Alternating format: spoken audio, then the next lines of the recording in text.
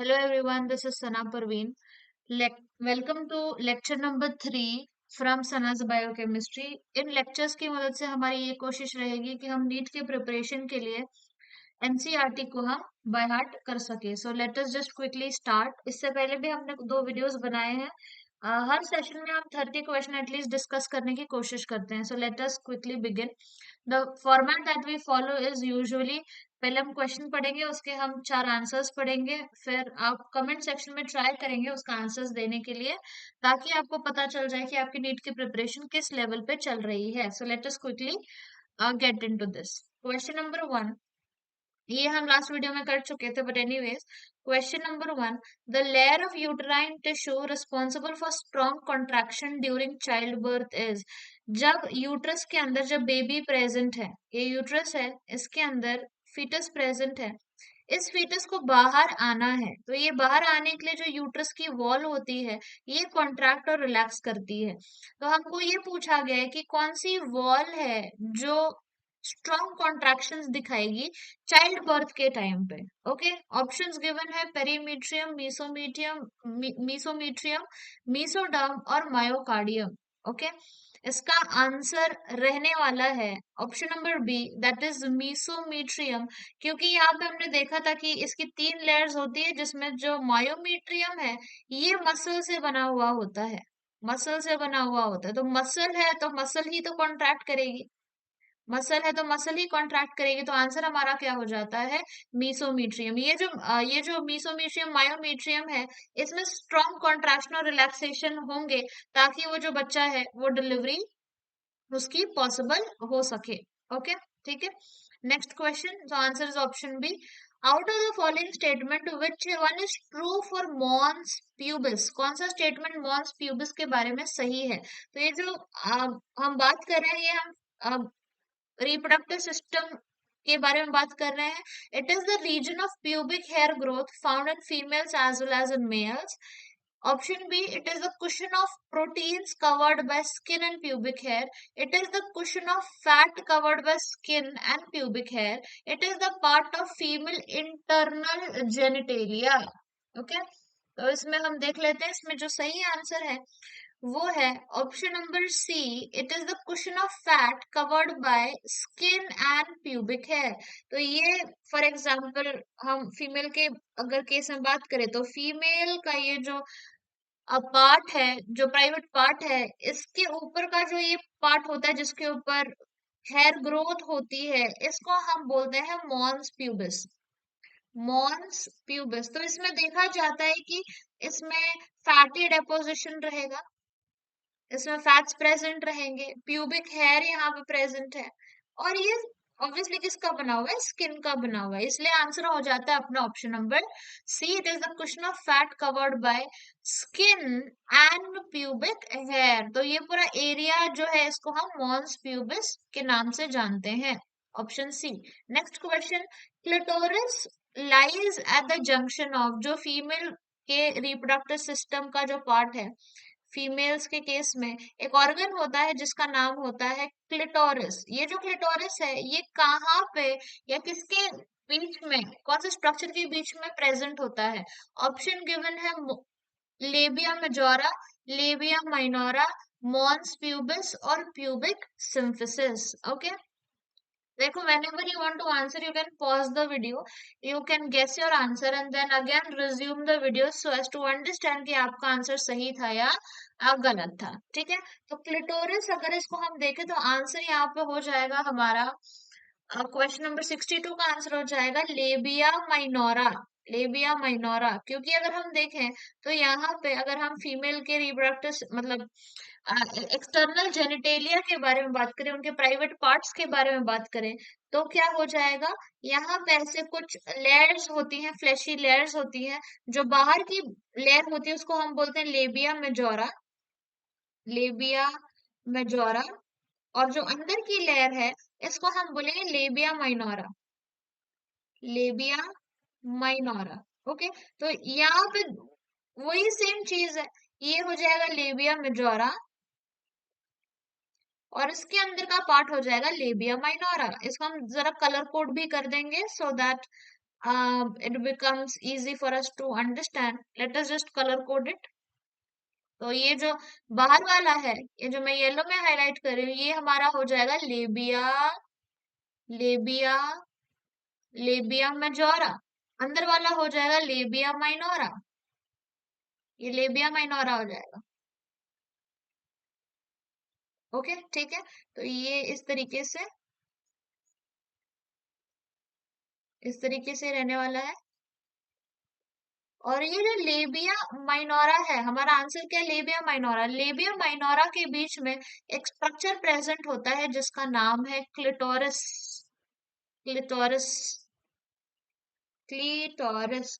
तो किसके जंक्शन के ऊपर ये क्लिटोरस पाया गया है? It is found at the junction of labia minora. Okay, ठीक है। Next question. The clitoris is a tiny dash-shaped structure which lies above the urethral opening. Urethral opening के ऊपर जो clitoris present है, इसका जो shape है, ये किस तरीके का इसका shape होता है? Is it flagellated और finger-like और bean-shaped और pear-shaped? Okay, तो आंसर है हमारा जो क्लिटोरिस है, ये कौन से शेप में होता है? ये फिंगर लाइक शेप में प्रेजेंट होता है। एनसीईआरटी का स्टेटमेंट है, हमारा मोटिव भी वो है कि हम एनसीईआरटी को बाय हार्ट कर सके through these videos. So the clitoris is, क्या बोलती है NCERT? The clitoris is a tiny finger like structure which lies at the upper junction of two labia minora above the urethral opening. So what is the answer going to be? The answer is going to be, it is a finger like a tiny finger-shaped structure which is present above the urethral opening, and therefore the answer is going to be finger-like. Next question.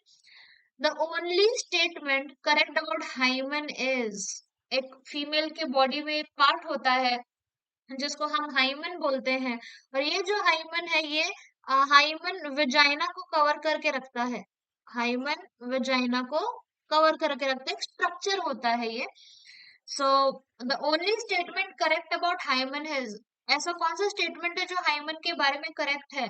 It is an opening to cervix, it is reliable indicator of virginity, it is always torn during first coitus, it can be broken by a sudden fall or jolt, insertion of vaginal tampon, cycling, etc. Again, it is coming from the NCRT statements, and actually, what are the facts about hymen? The correct answer here is, it can be broken by a sudden fall or jolt, insertion of vaginal tampon, cycling, etc. जैसे मैंने बताया कि जो vagina की opening है, इसको कौन cover करके रखता है? हाइमन कवर करके रखता है, ठीक है। तो it is an opening to cervix? No, it is not present in the cervical area. It is present near to the vaginal area. क्या ये वर्जिनिटी का इंडिकेटर है? ये वर्जिनिटी का इंडिकेटर नहीं है। क्या ये टूट जाता है जब फर्स्ट सेक्सुअल पेनिट्रेशन होता है?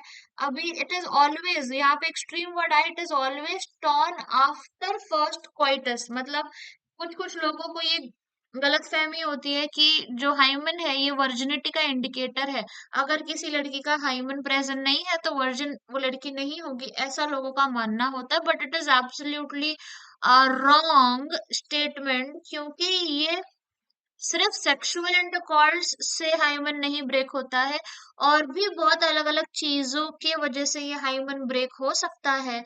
और वही एनसीईआरटी में क्लियर मेंशन किया है ताकि हम लोगों को अवेयर कर पाए इस बारे में। It can be broken by, अभी ये जो हाइमन है ये कोई भी तरीके से टूट सकता है। अगर लड़की गिर जाती है या जोर से उसको कोई झटका लग जाता है, कोई अनफॉर्चुनेट एक्सीडेंट हो जाता है फॉर एग्जाम्पल, या विजाइना में tampon for menstrual hygiene use कर रही है अगर लड़की, या साइकिलिंग के टाइम पे या स्पोर्ट्स के टाइम पे, हैवी स्पोर्ट्स के टाइम पे hymen can break, and it is not, यहाँ पे वर्ड होना चाहिए, it is not a reliable indicator of virginity. It is not always torn during first coitus because there are other ways, और अलग अलग चीजें हैं जिसकी वजह से वो हाइमन ब्रेक हो सकता है। तो we'll just read this out because it is an important statement from NCERT, important piece of information from NCERT. So just let us read this. The hymen is often torn during the first coitus or intercourse. Usually मतलब अगर हम देखेंगे तो जो hymen है वो break हो जाता है अगर इंटरकोर्स किया जाए, लेकिन क्या सिर्फ इंटरकोर्स से ही ब्रेक होता है? That is not true. However, it can also be broken by a sudden fall or jolt, insertion of a vaginal tampon, active participation in some sports like horseback riding, cycling, etc. In some women, the hymen persist even after coitus. अभी देखो कोई कोई females के अंदर क्या हो जाता है ना कि सेक्सुअल पेनिट्रेशन या सेक्सुअल एक्टिविटी होने के बाद भी हाइमन ब्रेक नहीं हुआ होता है, तो क्या ये इंडिकेटर है वर्जिनिटी का? Absolutely not. In fact, the presence or absence of hymen is not a reliable indicator of virginity or sexual experience. So, option D is going to be the correct answer. Next question. Cluster of cells in mammary lobes is known as. Mammary lobes breast होता है females के अंदर, breast हो जाएगा. ये breast के अंदर बहुत सारे स्ट्रक्चर्स पाए जाते हैं. हम उसको डायग्राम की मदद से भी हम देखने की कोशिश करेंगे, लेकिन यहाँ पे मैं ज्यादा एक्सप्लेन नहीं कर रही हूँ क्योंकि आगे हमारे आ, उस कंटेंट पे क्वेश्चंस आने वाले हैं जब हम थोड़ा आगे प्रोसीड करेंगे. तो cluster of cells in mammary lobes is known as mammary duct, alveoli, ampulla, lactiferous duct, etc. तो आंसर इसका क्या हो जाएगा? आंसर इसका हो जाएगा ऑप्शन नंबर बी, एल्वियोलाई. यहाँ पे फीमेल के ब्रेस्ट के अंदर जैसे एल्वियोलाई जैसे स्ट्रक्चर्स प्रेजेंट होते हैं, तो वही हमारा आंसर हो जाएगा. ऐसे एल्वियोलाई के जैसे स्ट्रक्चर्स हैं. The cluster of cells in mammary lobe, mammary lobe के अंदर ये मैमरी ग्लैंड्स है, राइट? मैमरी ग्लैंड्स इसके अंदर प्रेजेंट है. मैमरी लोब्स के अंदर जो क्लस्टर ऑफ सेल्स पाए जाते हैं इसको हम बोलते हैं alveoli. Okay, mammary lobe contains a cluster of cells called as alveoli. The terminal structure of mammary gland through which milk is sucked out is known as lumen of alveoli, mammary duct, lactiferous duct or mammary lobe. Answer हमारा है option C is the correct answer, lactiferous duct. इसको हम थोड़ा explanation की मदद से देख लेते हैं. You can see here memory alveoli जो हमने पिछले सवाल में किया था. Memory alveoli, you can see the structure here जो मैं ग्रीन में हाईलाइट करी है, मैमरी एल्वियोलाई. अब यहाँ पे ऐसा बोला गया है कि जब कोई बेबी छोटा बेबी यहाँ से सक करता है मिल्क को, तो जो मिल्क है वो कहाँ से बाहर आता है? वो आता है लैक्टिफेरस डक्ट से. यहाँ पे लैक्टिफेरस डक्ट, यहीं से मिल्क बाहर आएगा अगर उसको बेबी सक करेगा तो. ठीक है, तो आंसर क्या हो जाएगा? Lactiferous duct. Next question. Several mammary duct joins to form, बहुत सारे मैमरी डक्ट जॉइन हो जाएंगे और वो जॉइन होने के बाद वो क्या फॉर्म करते हैं? Memory lobe, alveoli, memory ampulla और लैक्टिफेरस डक्ट. क्या फॉर्म करेंगे ये लोग? बहुत सारे मैमरी डक्ट ज्वाइन होके क्या फॉर्म करते हैं?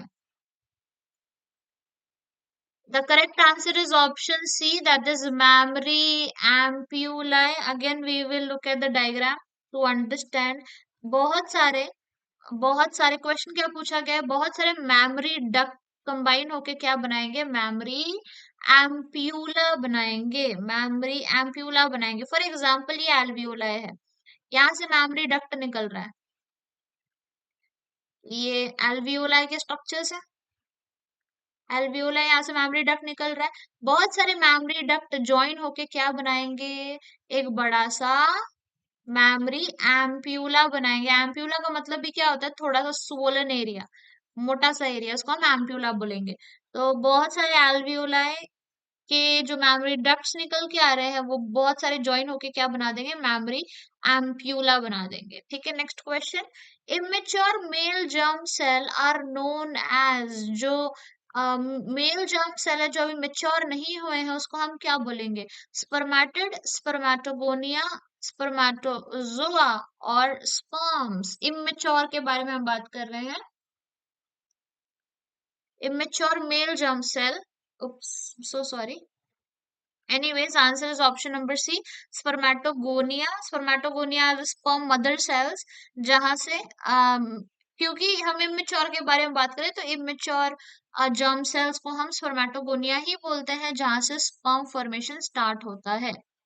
नेक्स्ट क्वेश्चन, स्पर्मेटोगोनियम अंडरगोज, अब स्पर्मेटोगोनिया को स्पर्म्स जब बनाने हैं तो वो कौन सा डिवीजन दिखाता है? Reduction division, meiotic division, mitotic division और नन ऑफ दीज।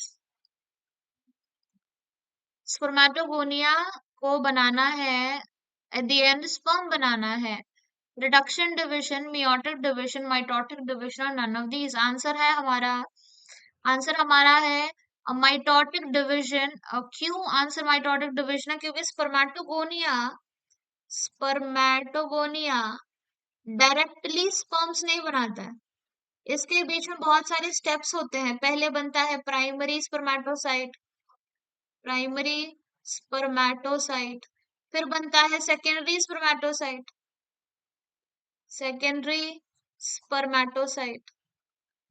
फिर क्या बनता है, फिर स्पर्म्स बनते हैं। तो डायरेक्टली नहीं हो रहा है। तो स्पर्मेटोजोगोनिया है, ये 2n नंबर ऑफ क्रोमोसोम्स है। प्राइमरी स्पर्मेटोसाइट में भी 2n नंबर ऑफ क्रोमोसोम है। तो स्पर्मेटोगोनिया कौन सा डिवीजन दिखाएगा? It is going to show us mitotic division, क्योंकि यहाँ पे क्रोमोसोम का नंबर वेरी नहीं कर रहा है, 2n नंबर ही रह रहा है। You can see here, I will just highlight this one, 2n ही नंबर रह रहा है। तो डिवीजन कौन सा हो जाएगा? Mitotic division. Answer is going to be option number C. Next question, अब हमको डायग्राम देख के क्वेश्चन को आंसर करने हैं। ओवरी का डायग्राम दिया गया है, ओवरी का स्ट्रक्चर बता रहे हैं। What does A represent in the figure? A जो ये वाला पार्ट है, ये ए क्या रिप्रेजेंट कर रहा है? Lymph vessels, blood vessels, nerve fibres और लिगामेंट।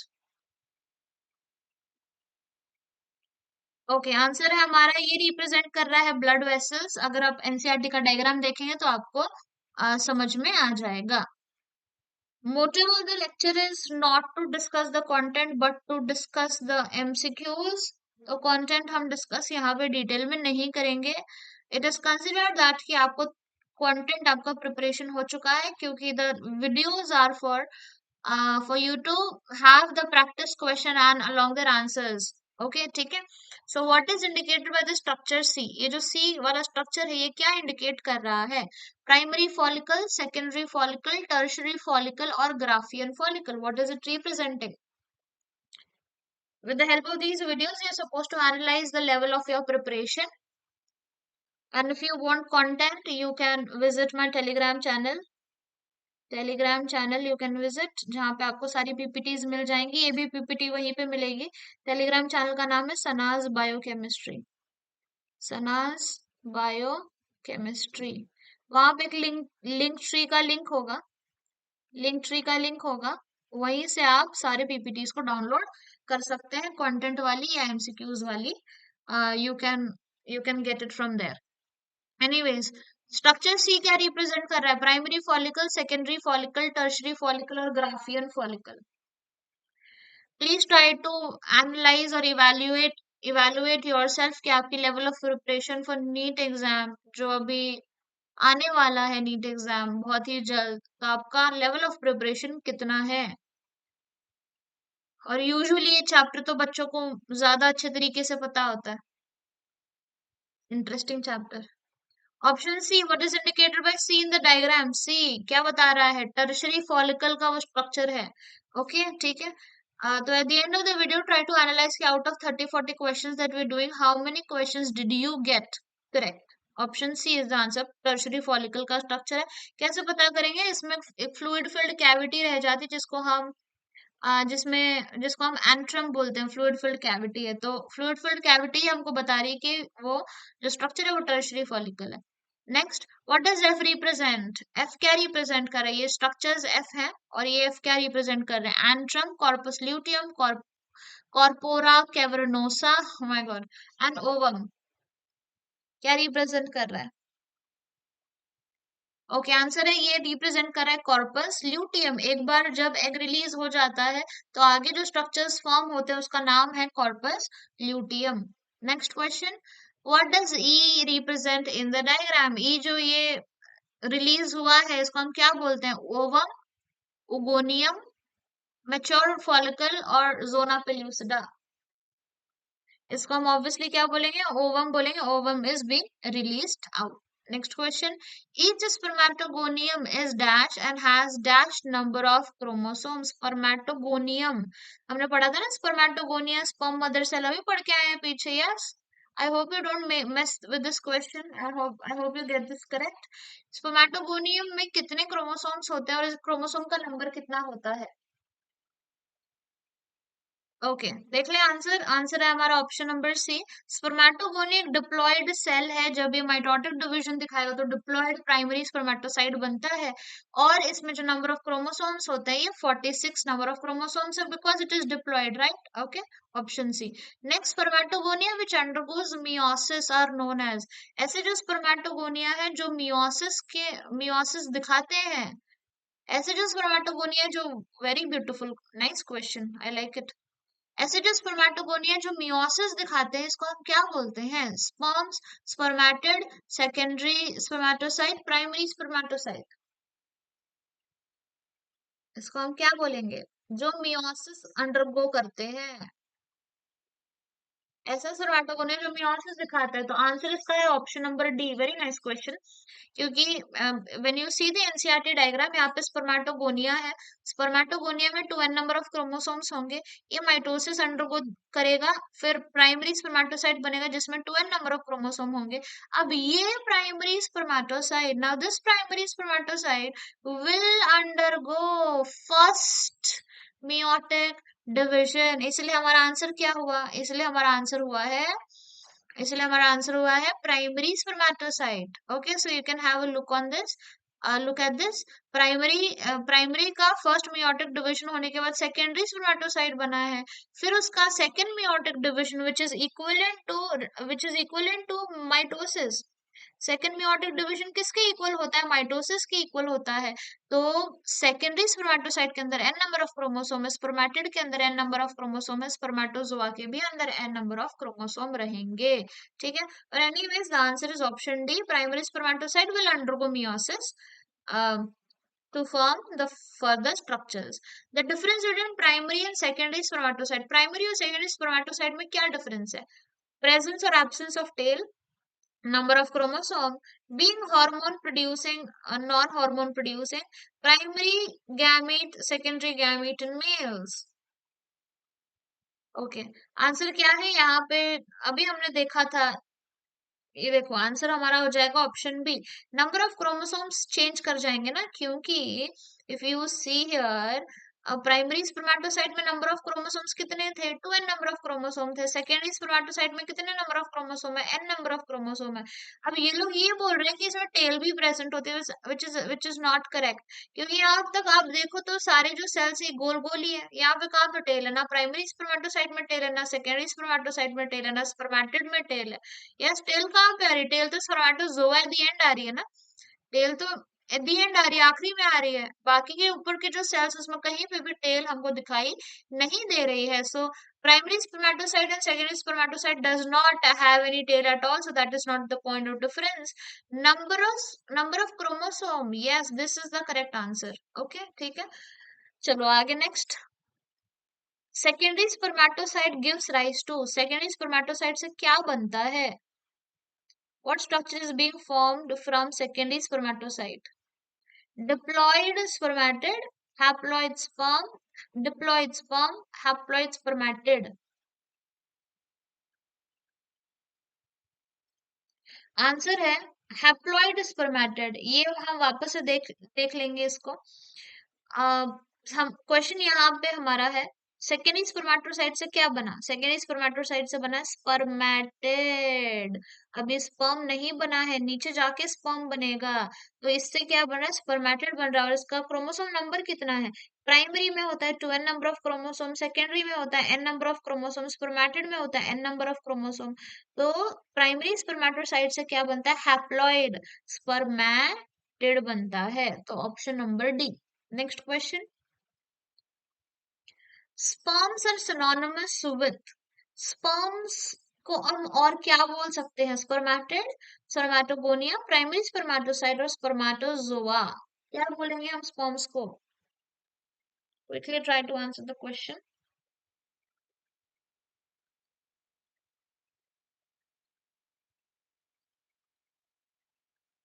ओके, आंसर क्या हो जाएगा? आंसर हमारा हो जाएगा, 1 सेकेंड,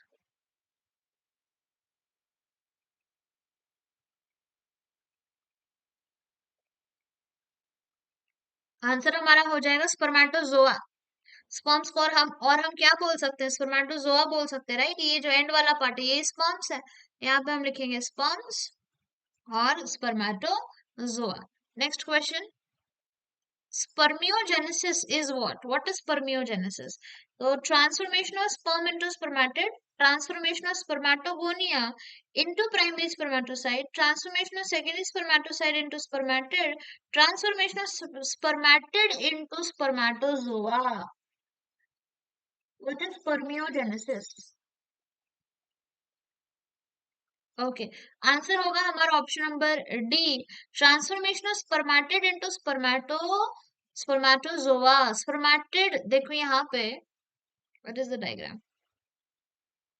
यहाँ पे अगर हम देखेंगे तो जो स्पर्मेटिड है ये कैसे है? ये है हमारे गोल गोल स्ट्रक्चर्स स्पर्मेटिड। इसके बाद स्पर्म्स बनेंगे जिनका एक पर्टिकुलर शेप होगा, तो इसी प्रोसेस को हम बोलते हैं स्पर्मियोजेनेसिस। Genesis. Okay, मतलब if I write here spermio sperm spermiogenesis. Okay, तो ये जो स्पर्मियोजेनेसिस का प्रोसेस है, ये जो वर्ड ये खुद ही बता रहा है ना, स्पर्म्स को जनरेट करना, स्पर्म्स को जनरेट करना। और स्पर्म्स को हम और क्या बोलते हैं? स्पर्मेटोजोआ। स्पर्मेटोजोआ बोल रहे, तो स्पर्मेटोजोआ किससे बनेंगे? स्पर्मेटिड। तो जब स्पर्मेटिड से स्पर्मेटोजोआ बन जाते हैं, उस प्रोसेस को हम बोलते हैं स्पर्मियोजेनेसिस। ओके, तो आंसर क्या है हमारा? आंसर है हमारा स्पर्मियोजेनेसिस क्या होता है? Transformation of spermatid into spermatozoa. ये एनसीईआरटी का लाइन है, spermatid are transformed into spermatozoa sperms by the process of spermiogenesis. Next question, after spermiogenesis एक बार स्पर्म्स बन गए हैं, ये स्पर्मेटिड था, स्पर्मेटिड था, ये बन चुका है स्पर्मेटिड, इससे हमने बना दिया स्पर्म्स, स्पर्म्स बना दिया। अब स्पर्म बनने के बाद वो कहाँ पे चला जाता है? कौन से सेल में जाके चिपक जाता है? उसका स्पर्म हेड वो सेल में घुस जाता है। वो कौन से सेल है? Sertoli cell, Leydig cell, interstitial cell और both A and B. Answer है सर्टोली सेल, क्योंकि सर्टोली सेल को हम नर्स सेल भी बोलते हैं। नर्स सेल, एक बार स्पर्म पैदा हो गया, एक बार स्पर्म बन गया तो नर्स के पास जाएगा ना, ये नर्स है, ठीक है। नर्स के ऊपर यहाँ पे जाके अपना हेड आ, यहाँ पे घुसा लेगा स्पर्म, ताकि उसको क्या मिल सके? नर्स सेल से, नर्स सेल जिसका नाम है सर्टोली सेल, उससे उसको क्या मिल सके? न्यूट्रिशन, खाना पीना। तो आंसर हमारा हो जाएगा Sertoli cell. Next question, the release of sperm from seminiferous tubule. ये हमने सेमिनिफरस ट्यूब्यूल देखा था, यहाँ पे क्या थे? यहाँ पे अंदर स्पर्म्स थे, राइट? स्पर्म्स जब सेमिनिफरस ट्यूब्यूल से बाहर निकलते हैं, उस प्रोसेस को हम क्या बोलते हैं? Ejaculation, copulation, spermiation, none of these. Yes of course, हम क्या बोलेंगे इसको? हम बोलेंगे स्पर्मिएशन। स्पर्म्स जब सेमिनिफरस ट्यूब्यूल से बाहर निकलते हैं तब उसको हम स्पर्मिएशन बोलते हैं। इजैक्यूलेशन तो क्या होता है? जब स्पर्म्स मेल के बॉडी के बाहर निकलते हैं उसको हम इजैक्यूलेशन बोलते हैं। कॉपुलेशन क्या है? तो सेक्सुअल एक्टिविटी जब परफॉर्म हो रही है तो कॉपुलेशन होता है, ठीक है। After spermiogenesis sperm heads become embedded into Sertoli cells and are finally released from the seminiferous tubule by the process called as spermiation। NCERT की स्टेटमेंट है, ओके, ठीक है। Next question, spermatogenesis starts at puberty during secretion of, जो ये spermatogenesis है mails में होता है ना स्पर्मेटोजेनेसिस, तो ये जो प्रोसेस है ये प्यूबर्टी के टाइम पे स्टार्ट होती है। प्यूबर्टी के टाइम पे स्टार्ट क्यों हो रही है? क्योंकि इस टाइम पे कौन सा हार्मोन रिलीज हो रहा है? Luteinizing hormone, gonadotropin releasing hormone, follicle stimulating hormone और testosterone.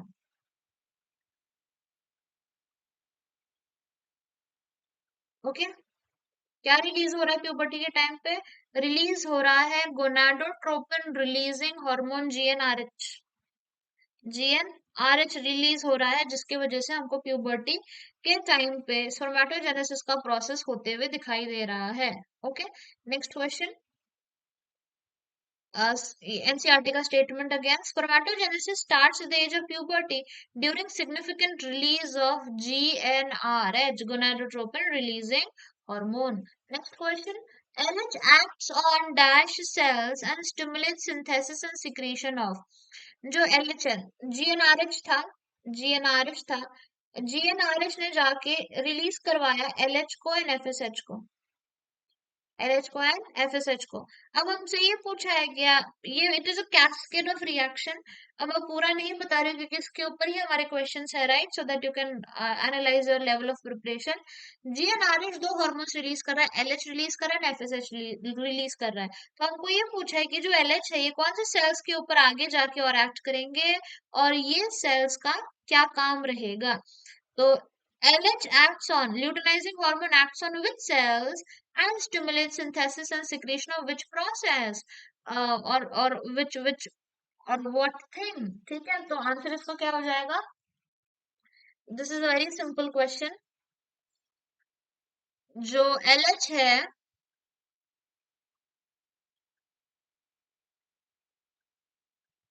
Okay,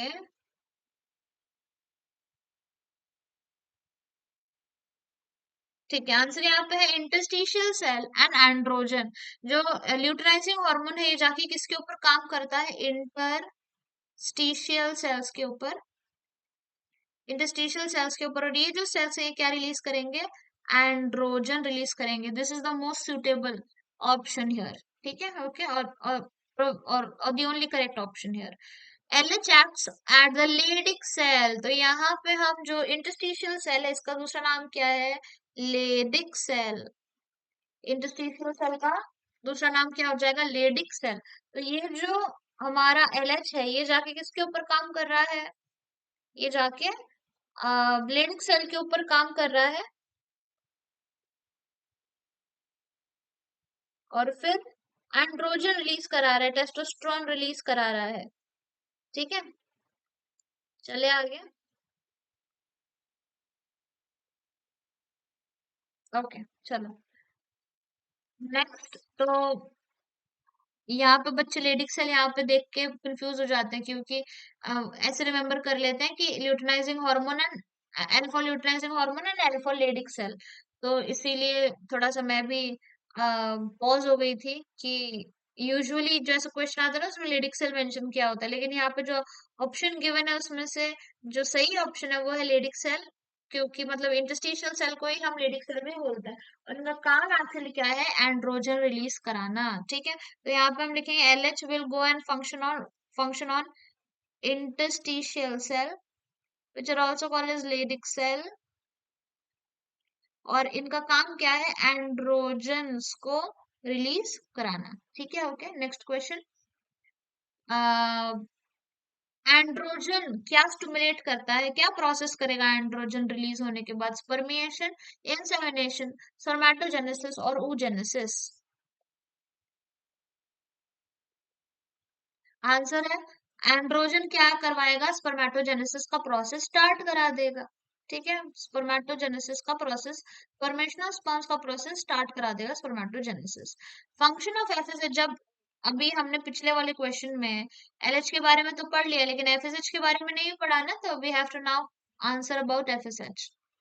FSH will act on Leydig cell.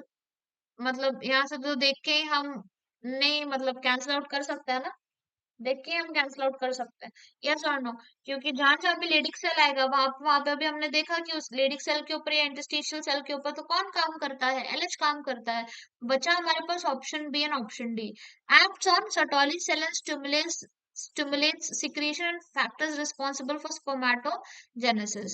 Acts on Sertoli cell and stimulates secretion of factors responsible for spermiogenesis। Okay, ठीक है, तो spermatogenesis तो LH करवा रहा था ना, spermatogenesis का काम और लेडिक सेल के ऊपर काम करने का काम एलएच का है, एफएसएच का नहीं है, तो ये भी रॉन्ग हो जाएगा।